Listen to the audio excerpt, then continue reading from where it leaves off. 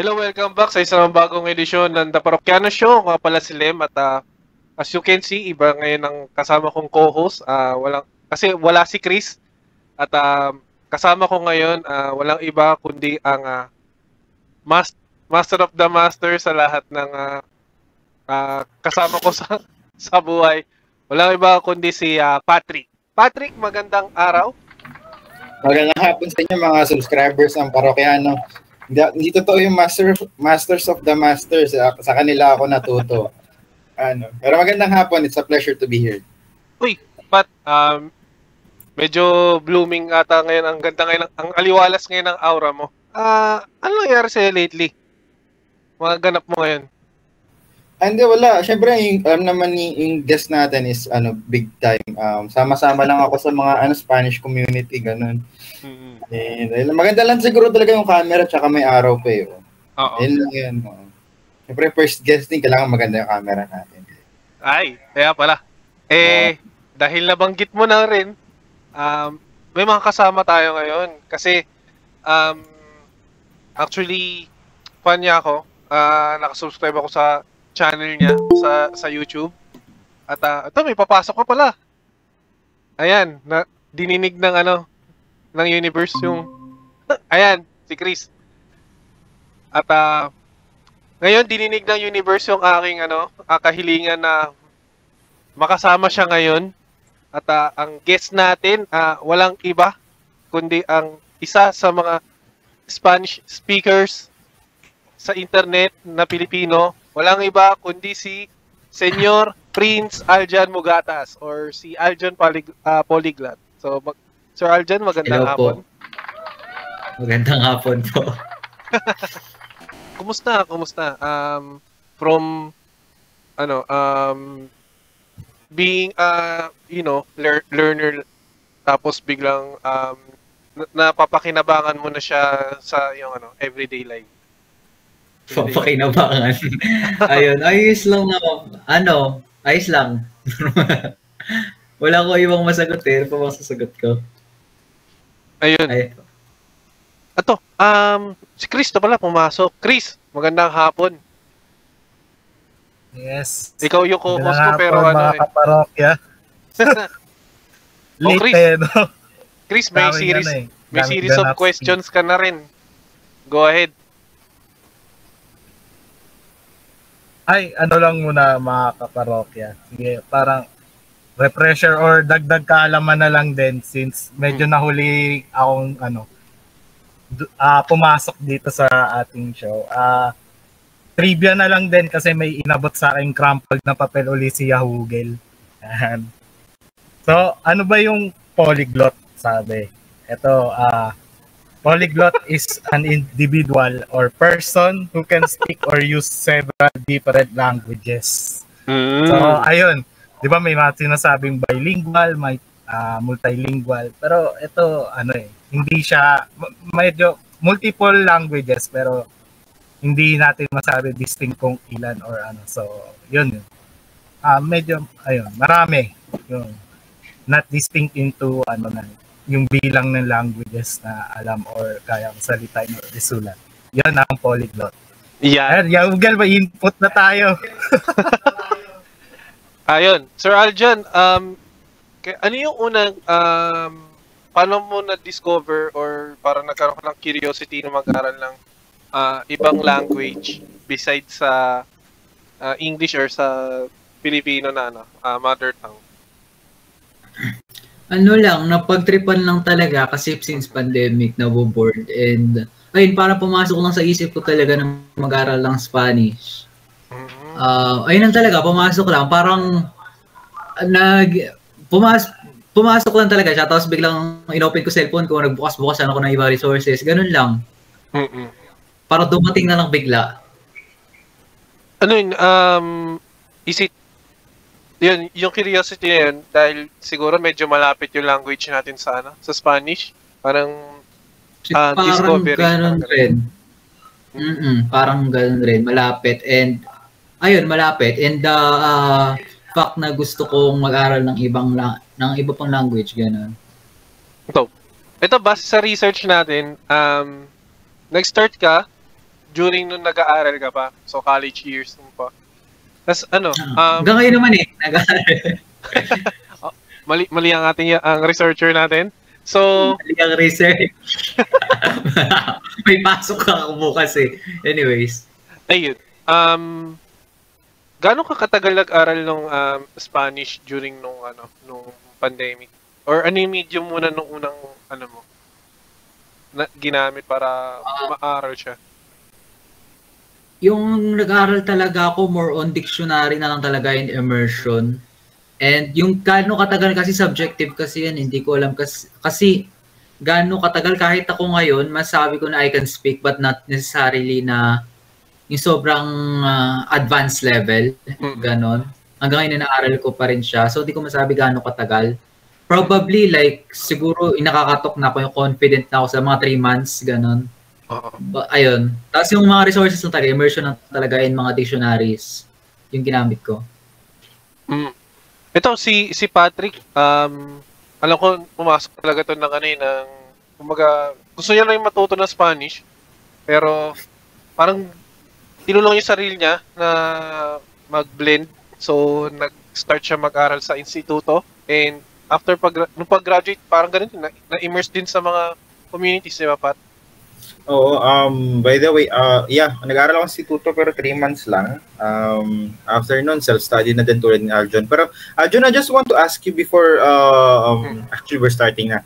Ano yung unang language mo na inaral? Before nag-start? Spanish talaga. But Spanish. Yung inaral talaga? Pero before pa talaga nun, oo, kasi before talaga nun, nag-aaral lang ako Spanish and Latin. But hindi ko tinuloy, parang tingin-tingin lang ako, nagkabisado lang ako mga vocabulary. Before pa nun, mga 2017 something. Pero hindi, parang laro-laro lang. Yung seryoso talaga yung pandemic na talaga. As in, sobrang seryoso. Sa na Spanish. So, sinimulan mo sa Spanish, ano yung sumunod nun? Pwede mo kami bigyan chronological order. And paano mo siya ginawa? Kasi ako, I speak Spanish pero ilang taon na, hindi pa rin ako perfect. Ikaw, 9. Hindi ko nga alam kung paano papasok sa utak yun. Okay. 9 languages Bali yung chronology kanya, Spanish, French, and pumunta ako sa Indonesian. And then next, nag-Russian ako. Then balik ulit ako sa Romance, Italian, Portuguese, and Swedish. Ayun. Yung Portuguese and Swedish yung medyo kakaiba. Yung alin? Yung Swedish yung pinaka-kakaiba sa kanila. Oo.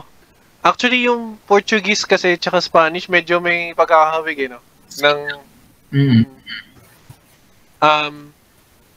tawag dito, kasi nung may isang video na napanood sa'yo, usually, you're doing ambush interviews. Halimbawa, kapag may mga gatherings ng mga foreigners, for example, may events na parang ikatulad sa Makati na yung weekend na parang food street, mga ganun. Tapos nagkakaroon ka ng ambush interview sa mga foreigners.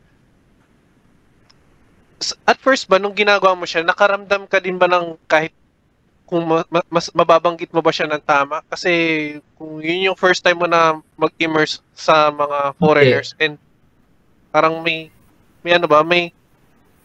kaba-kaba kasi baka syempre personality kung handa ba sila humarap sa mga ganong interviews or yung tawag dito yung reception ba? Not necessarily na yung kinakabahan ako, isipin ko na sabihin ko. Kasi before pa nun, yung gumagawa ko ng mga video, it's like kasi sobrang dami ko na kasing practice eh. Like dati yung mga languages ko 24/7 ko talaga nagagamit. It's like kapag sa sports, pinapanood lang natin laro, but yung mga athletes, pupunta pa yun lagi sa gym, it's like the same concept. Marami na akong hours of training na ginawa bago ko sumabak doon. Kaya parang yung mga kaba, yung mga duda, parang wala na talaga, natural na lang. Kasi matagal ko nang ginagawa. Ganun. Ayun. To follow up, isa pa ako doon na na-amaze kapag during the interviews yung you were able to speak, tapos parang magugulat sila na Southeast Asian, tapos kaya mong sabihin yung salita nila. So, parang minsan may mga interviews na polyglot din yung nakakasalamuha mo. Kasi yun, para sa akin, nakakatuwa na two persons nag-usap, pero iba-iba language yung yung pinagsasabi nila. Tsaka, sige, bago tayo pumunta dun sa isang tanong. Ikaw, Chris, may gusto ko na itanong. Ano lang din, parang rejoinder siguro. Yung, di ba, bukod sa pagsasalita or pakikipagpanayam, paunlak ng panayam in different language.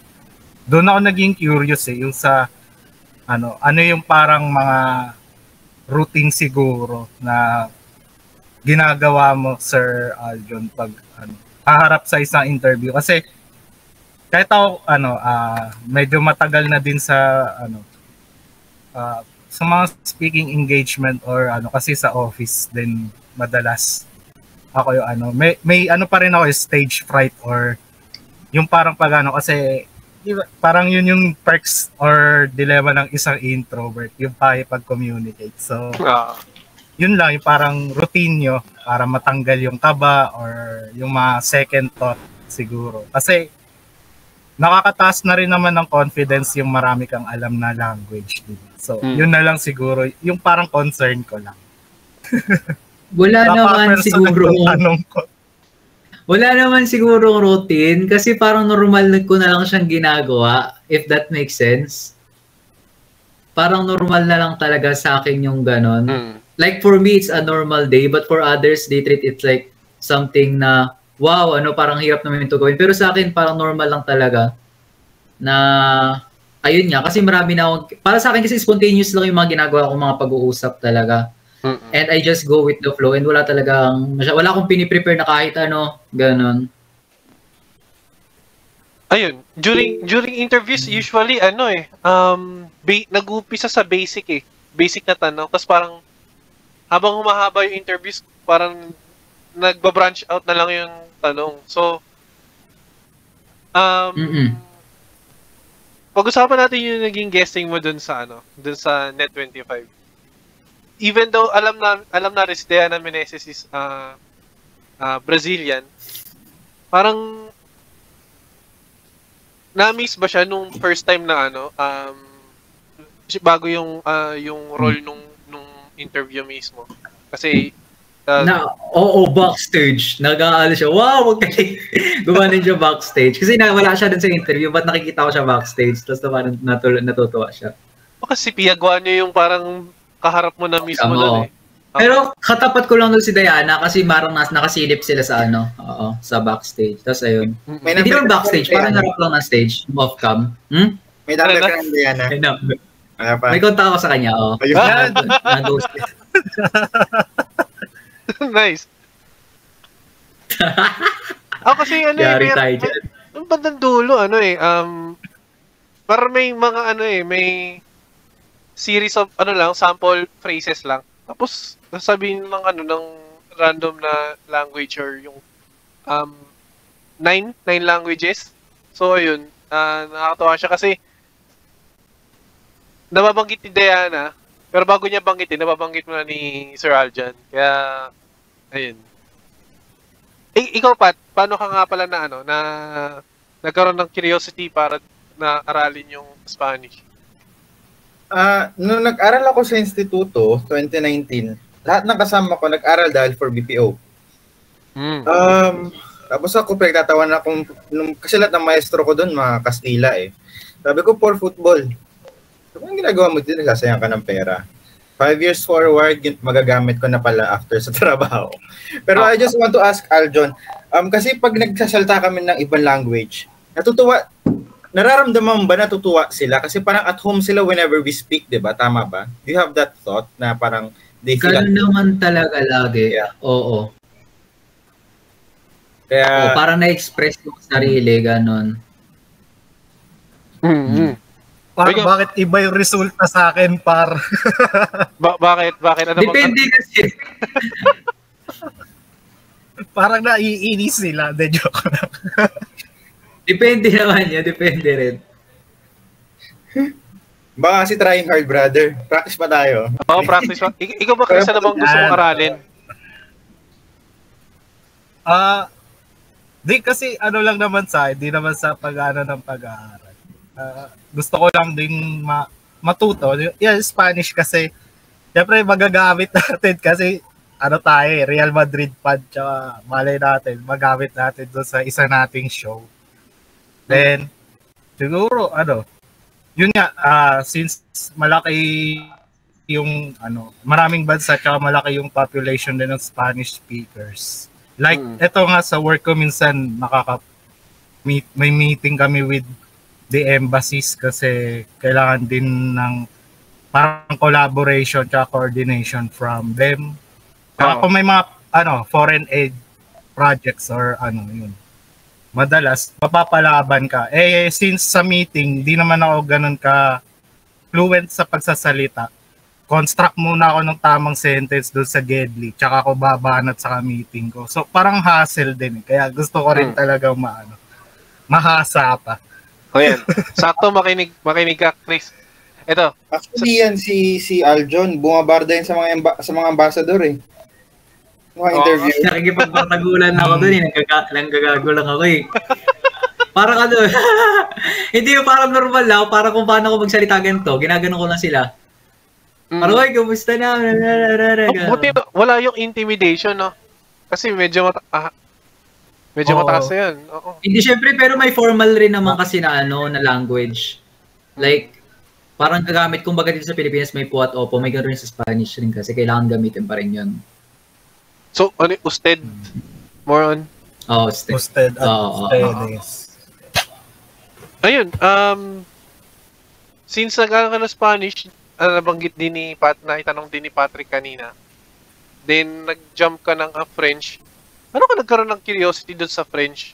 Kasi, parang, yung Spanish medyo tanggap na kaya natin, yung ibang coined words or yung borrowed words natin galing sa kanila. Pero yung sa French, parang, most of the time, parang makikita mo lang yung mga French words sa mga high-end na mga lugar or mga restaurants Ano ka na-curious ka? Na-curious? May dagdag pa doble yung presyo nun kapag French yung pangalan. Anyways, wala lang talaga, napagtripan lang. Parang, gusto ko ulit ng new challenge kasi parang confident na ako sa Spanish. And ngayon, yung level ko na kasi nun sa Spanish, it feels like wala na siyang challenge kasi you can already speak it. Nasasalita mo na siya and parang gusto ko ng feeling na mag-aaral ako ulit yung challenge kaya kinuha ko yung French. German hindi mo nabanggit kanina pero may time pa na kaya mo. May time pa. Ito medyo may Asian language, bahasa Indonesia. Kasi ako usually sa Netflix, ang dami ng mga bahasa ng mga movies. Mga Indonesian movies. And si Chris, isa rin to, mahilig din sa Indonesian foods. So, medyo iba siya Medyo iba siya ng structure sa atin. Parang, dahil nabanggit mo nga na laging may room for discovery sa'yo. Pero, mahirap ba siya aralin lalo na usually makakarinig ka na ng mga ganung language pag nasa Mindanao na medyo malapit siya sa ibang language ng mga dialects ng Mindanaoans. Tsaka may mga community rin talaga ng Indonesian sa Mindanao. Mas marami I think lalo na sa Davao. But oo, malayo siya, but marami rin talaga mga loanwords sa Indonesian. Pero sobrang konti lang, I think. Oo. Pero meron mga loanwords, oo. Ikaw, Pat? Di ba bahasa? Nagpunta ka sa embahada. So, madami nakakalam na nagsasalita ka ng maraming language. Pero we want to know ano yung one of your favorite foods na di alam ng karamihan na foreign foods. Ayan. Kasi ko mahilig kumain. Ano ba? Macho to eh. Ito, seryoso, di ako mahilig kumain. Or drinks na na foreign. Or pastry. Oh my God, di ako mahilig kumain. Nagpa-plastic lang talaga ako. Kunyari mag-pagkain. Joke lang. Napakamay sa show. Hindi kasi ako foodie, for the views lang yun. For the views, joke Pero lang. nung nasa embahada ka ng Indonesia, syempre nakita ko kumakain ako nung kinamagahan. Oo, totoo yun. Ang daming pagkain. Pero yung maanghang na rendang yata, yung Indomie. pangalan nun, gusto ko rin. Indomie, di pa ako nakaka-try ng Indomie. Pero yung mga rendang, yung mga maanghang, masarap. Oo. Totoo yun. Hindi ako nang pa-plastic. Ayun talaga, totoo yun talaga. Ayun yung kinakain ko, masarap. Oo. Mga nasi Kasi karne. lemak, nasi goreng, ganyan. Kanin yun. Hindi kasi ako mahilig sa rice eh. Yung mga red na, yung red na sabaw, hindi siya malapot siya na red. Parang kaldereta ganun, pero manghang. Pero mas malapot pa doon. Ayun. Ito. Rendang yata tawag na yun. Ito, matagal ko lang gustong bitawan during bago mag-start yung interview. Kasi nabanggit ni Aljon dun sa guest niya sa TV na inaral niya yung Swedish language is dahil namin siya sa mga Swedish girls. Totoo yun! Bakit ba? Totoo naman eh. Hindi kasi di ba, ano yun eh, as in straight na sagot yun, di ba? Parang, ako, isipat, inaral niya very honest answer. Wala naman masama doon. Loyal naman yan si Aljon eh. Kasi di ba, katulad kay Pat, sinabi niya dahil sa football, ganyan. Tapos kay Chris, kay Loparo na-engage siya dahil gusto niya talaga maintindihan. Baka kasi, alam mo yun, sa Polsai kasi si Chris, so kasama sa pag-aaral ng batas. Pero, yung gano'n, di ba? Parehas pala tayo. Sorry? Parehas kami. Ayun. Ay, magkakaintindihan talaga kayo. Wow. Tapos, ano yun? Tuloy mo. Pati pala yung sa reason na sa mga babae. Kaya gusto mo rin matuto ng ibang wika. Yes, may kapareho ako, yes. Hindi naman actually sa babae. If tatanungin sa Aljon, di ba Aljon sabi mo nga, per languages may iba-iba ka mood. Tama ba? Ibang mood, ibang personality, ibang interest, ibang... like ngayon, pansin nyo naman yung kapag lalo na di ba nakikita mo ko, Patrick, sa real life. Parang iba yung kapag kasama ko yung Pinoy, iba yung kasama ko yung mga yung mga kaibigan ko. Iba. Behave yan pag nasa Indonesia, di ba? Tama ba? Pag kasama yung mga taga-embahada. Indonesia, si Raulo rin ako. Ay, si Raulo. Mas si Raulo ko isa sa Pinoy personality ko. Bigla-bigla ako sumasayaw doon. Yun. Pero pag Pinoy ako, nakatahimik na talaga ako. Okay. Yung last na sige, go ahead. Pero pag Spanish, siguro pinaka-sira ulo ako, no? Nakikita mo ko. Ayun, pinaka-sira ulo ko. Pag Spanish eh. Parang Latin ang American vibes natin pag doon eh. Oo. Ayun. Set aside natin yung pag-aaral ng language kasi syempre, given na yung kay Aljon. Pero si Sagar ka hindi ba siya naging challenge sa'yo na pagsabay yung isang full-time na content creator pati dun sa everyday life mo as a student? Yung challenge Hindi naman ako full-time content creator. Anyways, hindi naman ako nag-ano sa school eh. Hindi naman ako nag-effort. Dati kasi gusto ko mag-aaral kasi ayoko like siguro 5% of energy lang ako sa school. Like kapag may pinapagawa sa akin, minamadali ko. Dati may essay sa amin pinagawa tapos one sentence lang binigay ko kasi para makapag-aral agad ako. Ayoko talaga nagkaano ko ng oras. Lahat ng oras ko ginugugol talaga sa pag-aaral. Like 24/7. Talaga. Dapat nag-aaral lang ako.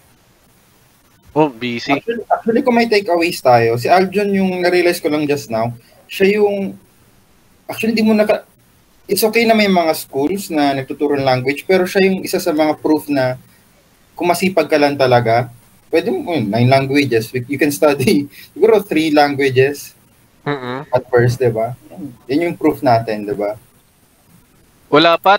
Ako, since 2022, nag-aaral na akong Spanish at Duolingo, kaso, nahihirapan pa rin na sa B1. B1 brother, category pa rin. Walang school. Tsaka, di ba yung sinasabi ko kanina, iba yung personality ko, lalo kapag nasa school ako, pag nakikita niyo ako sa school, pag itanong niyo sa mga schoolmate ko, nasa isang sulok lang talaga ako, lang kinakausap. Nag-aaral lang talaga ako, or nag-work, or it's either of the two. Parang hindi ako nakipag-socialize masyado, puro aral lang. O sige. Parang nag-practice, ganun. Parang ikaw, Chris, baka may gusto kong itanong sa ating distinguished guest.